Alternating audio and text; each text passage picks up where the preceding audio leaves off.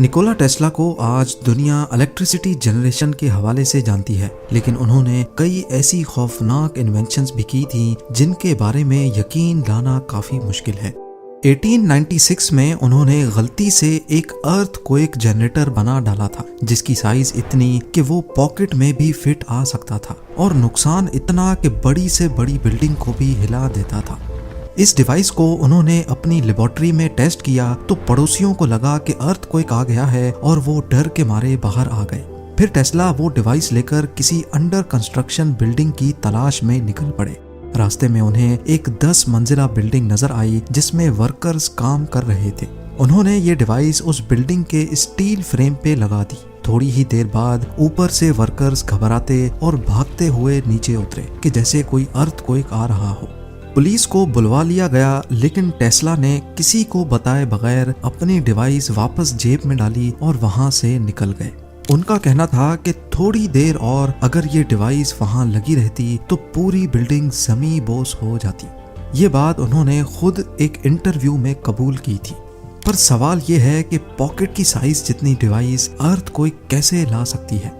असल में Nikola Tesla ये डिवाइस बनाना ही नहीं चाहते थे, बल्कि वो तो एक ऐसे प्रोजेक्ट पे काम कर रहे थे जो एक जगह से दूसरी जगह एनर्जी ट्रांसफर कर पाएगी, वो भी बगैर तार के और बगैर किसी खर्चे के। उनकी जिंदगी का ज्यादातर हिस्सा फ्रीक्वेंसीज और वाइब्रेशंस को स्टडी करने में गुजरा था।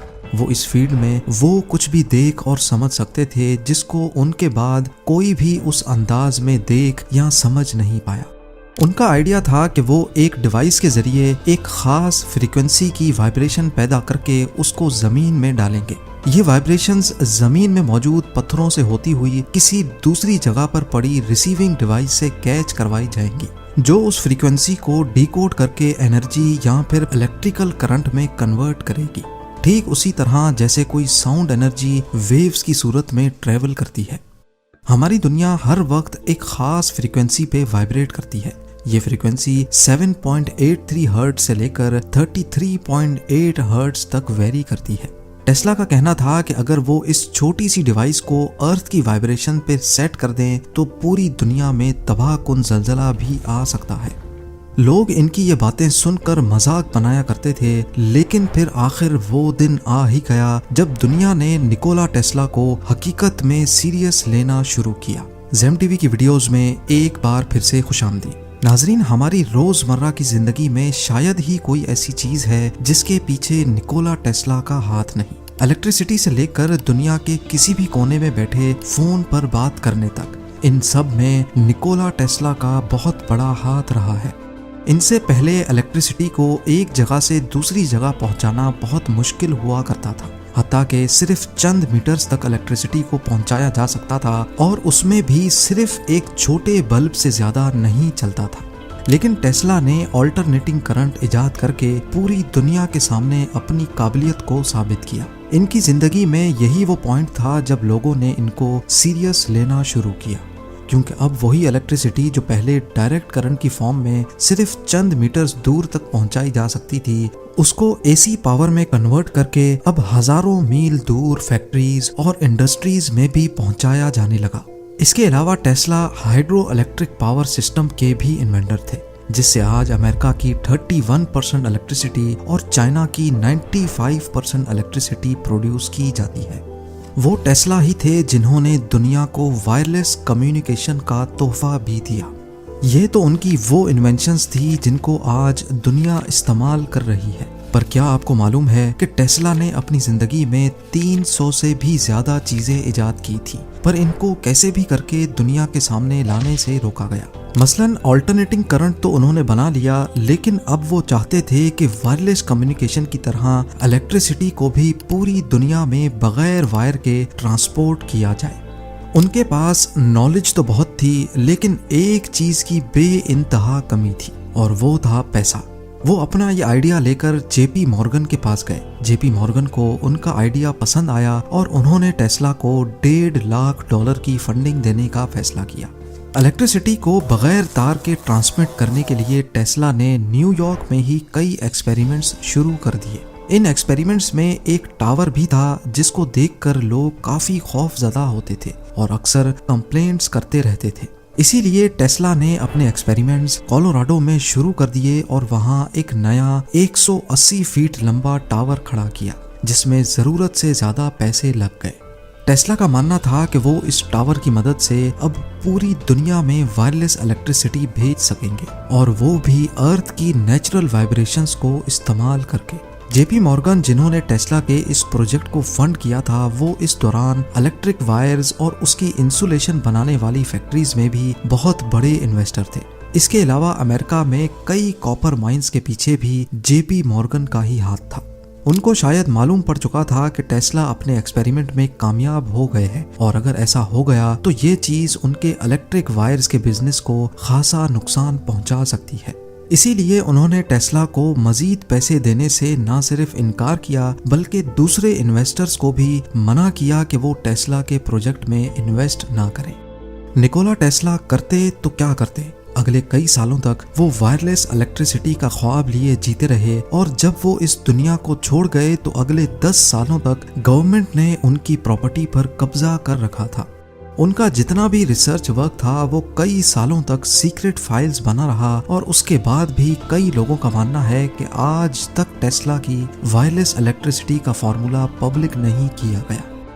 अब सवाल ये उठता है कि क्या निकोला टेस्ला को कोई सीक्रेट फॉर्मूला मिल गया था?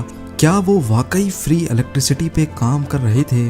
कई एक्सपर्ट्स का ख्याल है कि निकोला टेस्ला अर्थ की वाइब्रेशंस को अच्छी तरह समझ चुके थे, और शायद वो इसी वाइब्रेशन को इस्तेमाल करके दुनिया में नई किस्म की इलेक्ट्रिसिटी इंट्रोड्यूस करवाने वाले थे। वो अपनी जिंदगी में कहा करते थे कि अगर आपको यूनिवर्स के सीक्रेट्स का पता लगाना है तो इसको एनर्जी, फ्रीक्वेंसी और वाइब्रेशंस के अंदाज से देखना शुरू कर दें। शायद वो सच्चे थे, क्योंकि उनकी मौत के बाद साइंसदानों ने फ्रीक्वेंसी और वाइब्रेशंस पर रिसर्च शुरू की, तो वो ये देखकर हैरान रह गए कि दुनिया की एक एक चीज अपनी खास फ्रीक्वेंसी पे वाइब्रेट कर रही है। एक चीज की फ्रीक्वेंसी को समझकर दूर पड़ी दूसरी चीज तक वाकई में न सिर्फ एनर्जी ट्रांसफर की जा सकती है, बल्कि उसको कंट्रोल भी किया जा सकता है। मिसाल के तौर पे ये दो फोक्स देखें जिनका फिजिकली आपस में कोई कनेक्शन नहीं है। इन दोनों की फ्रीक्वेंसी सेम है, यानी इनको एक बार टैप करने से 1 सेकंड में ये 440 मरतबा वाइब्रेट करते हैं। पर हैरत की बात यह है कि किसी एक फोक को टैप करने से दूसरा फोक अपने आप वाइब्रेट करने लगता है। If I tap this fork, putting little pulses of energy into it, the second fork will also vibrate in sympathy. Nikola Tesla जिस वायरलेस एनर्जी ट्रांसफर की बात कर रहे थे वो शायद कुछ इस तरह की थी। शायद उनको कोई सीक्रेट फ्रीक्वेंसी मालूम पड़ चुकी थी, लेकिन उन डॉक्यूमेंट्स को आज तक सामने नहीं लाया गया। इतिहास गवाह है कि पिछले 150 सालों में जितनी भी जंगें हुई हैं वो ज्यादातर तेल की बेसिस पे हुई हैं। War of Gulf, Kuwaiti oil fires, Iraq war और हत्ता के वर्ल्ड वॉर 1 और 2 में भी कई ऑपरेशंस ऐसे थे जिसमें खास तौर पर ऑयल रिजर्व्स को टारगेट किया गया था। जिस फॉसिल एनर्जी की वजह से इतनी ज्यादा जंगें हो गईं, सोचने की बात यह है कि अगर हर कोई अर्थ की फ्रीक्वेंसी को इस्तेमाल करके फ्री इलेक्ट्रिसिटी या फ्री एनर्जी बना सकता तो इस तेल की दुनिया में कोई डिमांड ही नहीं रहती। इन सब चीजों के साथ साथ टेस्ला की और भी कई ऐसी इन्वेंशंस थीं जिनको सिरे से या तो खत्म कर दिया गया था या टेस्ला के जाने के बाद उन पर मजीद काम नहीं किया गया, जैसा कि डेथ रे बीम। ये न्यूक्लियर बॉम्ब की तरह एक मास डिस्ट्रक्शन वेपन था।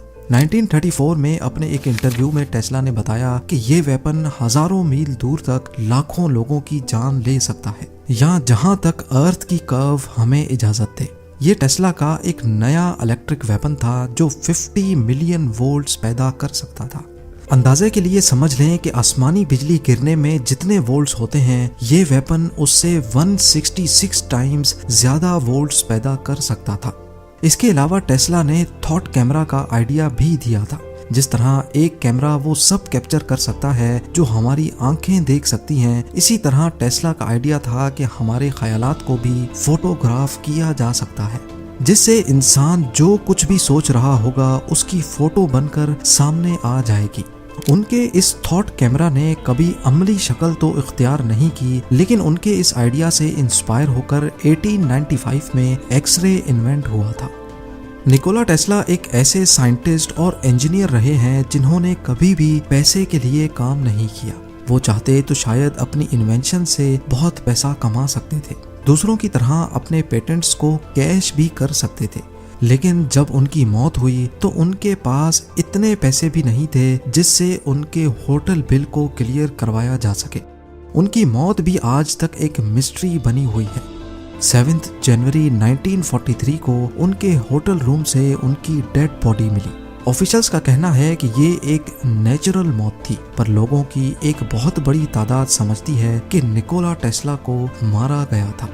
पर असल हकीकत क्या है? क्या उनके डॉक्यूमेंट्स को 10 साल अपने कब्जे में रखने के बाद सब कुछ पब्लिक कर दिया गया, या फिर अभी भी टेस्ला की चंद सीक्रेट फाइल्स किसी कोने कुदरे में मौजूद हैं? ये तो शायद आने वाला वक्त ही बताएगा। उम्मीद है ज़ेम टीवी की ये वीडियो भी आप लोग भरपूर लाइक और शेयर करेंगे। आप लोगों के प्यार भरे कमेंट्स का बेहद शुक्रिया। मिलते हैं अगली शानदार वीडियो में।